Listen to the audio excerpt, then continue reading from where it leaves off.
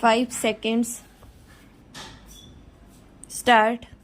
Sir, an important amendment has been brought in to Section 143 of the Companies Act. Stop.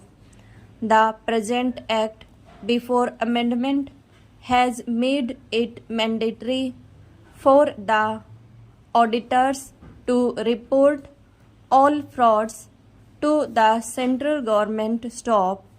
Through this amendment, a threshold limit has been laid. Stop. Now, fraud up to a certain threshold limit only will be informed by the auditors to the central government, and frauds below the threshold limit will be reported to the company by the auditors and to the audit committee. Stop. Stanza. Sir, I welcome the proposed amendment, but with a reader, because reporting of frauds, irrespective of the amount involved to the central government, would not serve any meaningful purpose. Stop. However, some aspects need to be looked into. Stop. One, reporting of frauds where key management personnel are involved is by very nature a serious thing and therefore should be reported to the central government irrespective of the amount involved. Stop.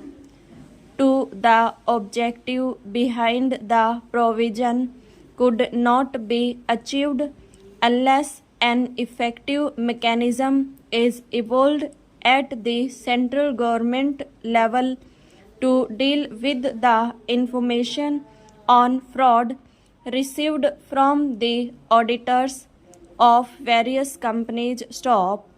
What is happening now and even earlier is this. Stop.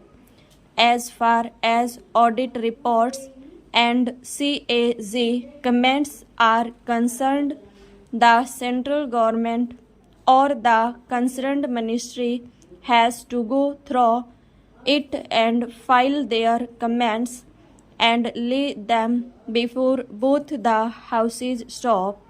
But I can say this from my experience that the central government is not looking into the various comments of the CAG and the auditors. Stop. By bringing this reporting provision, you should strengthen the mechanism to go through fraud and take action within the central government. Stop. Stanza.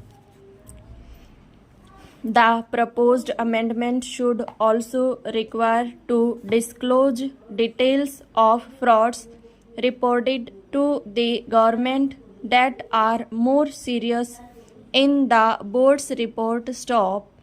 The board reports should also contain whatever the auditor reported. Stop. Sir, the entire responsibility of detecting fraud has been given to the auditors. Stop.